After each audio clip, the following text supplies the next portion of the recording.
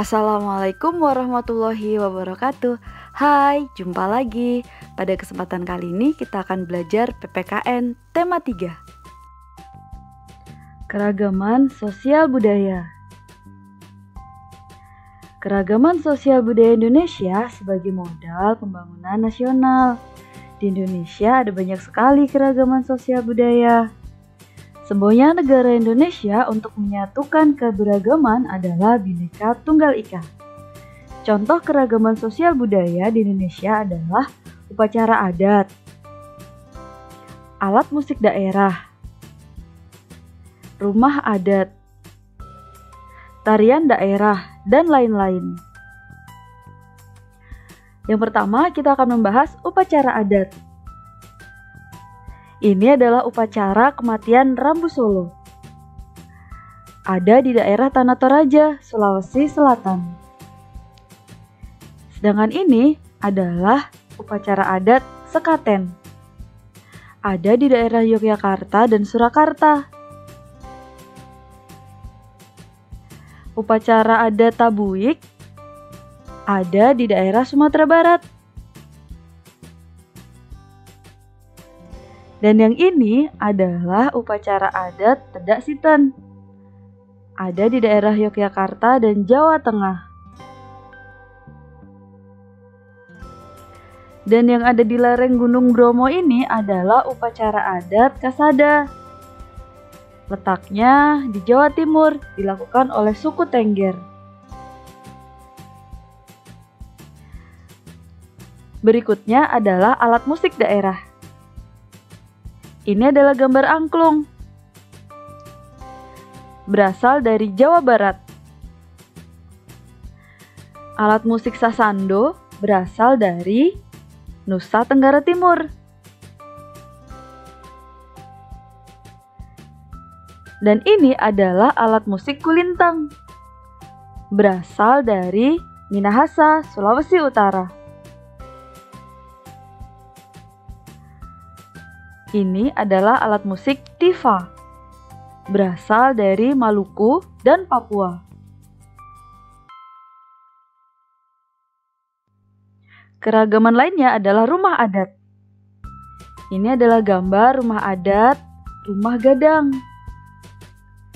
berasal dari Sumatera Barat. Dan ini adalah rumah adat Tongkonan, berasal dari Toraja, Sulawesi Selatan. Dan ini adalah rumah adat Honai, berasal dari Papua.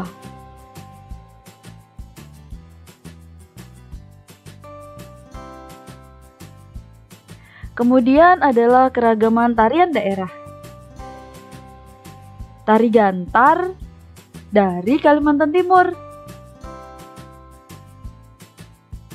Tari Kancet Papatai dari Kalimantan Timur.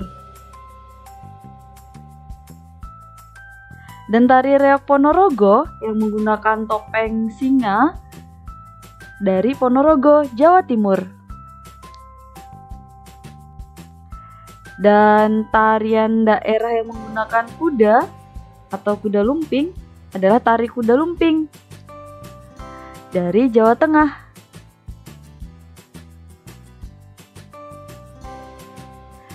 Dan tari Jaipong dari daerah Jawa Barat.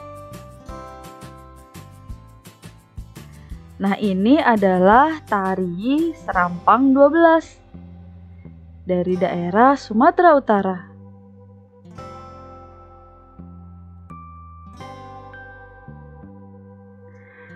Sedangkan ini adalah tari Baksa Kembang dari Kalimantan Selatan. Nah, keragaman bangsa Indonesia itu memiliki berbagai manfaat. Yang pertama, memperkaya budaya bangsa Indonesia. Yang kedua, memperkuat persatuan dan kesatuan bangsa.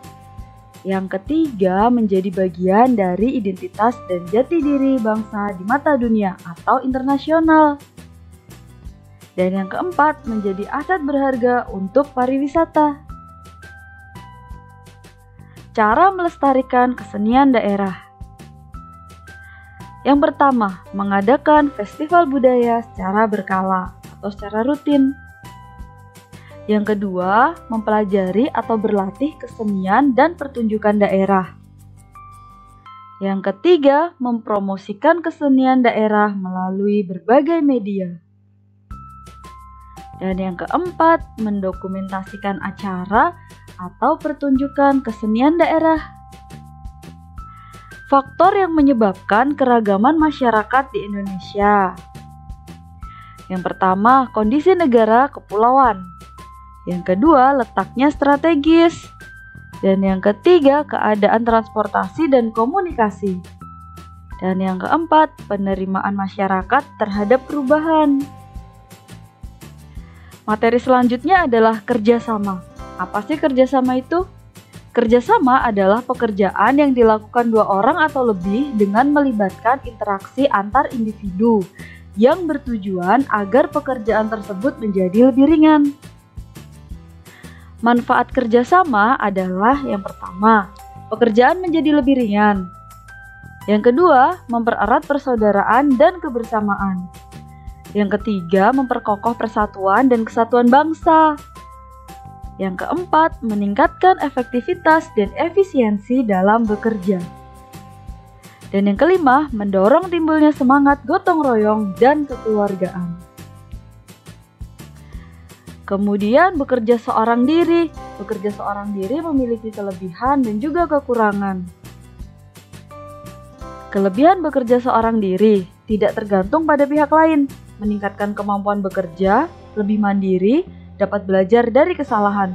Sedangkan kekurangannya, lelah fisik karena dilakukan seorang diri, pekerjaan terasa lama diselesaikan, tidak bisa memanfaatkan bantuan orang lain.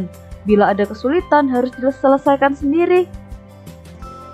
Kemudian bekerja kelompok. Bekerja kelompok juga ada kelebihan dan kekurangan. Kelebihan bekerja kelompok, cita-cita dan tujuan lebih cepat tercapai karena dilakukan bersama-sama. Pekerjaan menjadi lebih ringan, menumbuhkan sikap gotong royong dan rasa peduli antar sesama. Sedangkan kekurangannya, pengambilan keputusan berlarut-larut karena banyaknya orang dalam satu kelompok. Memungkinkan terjadinya free rider, adanya agenda-agenda tersembunyi.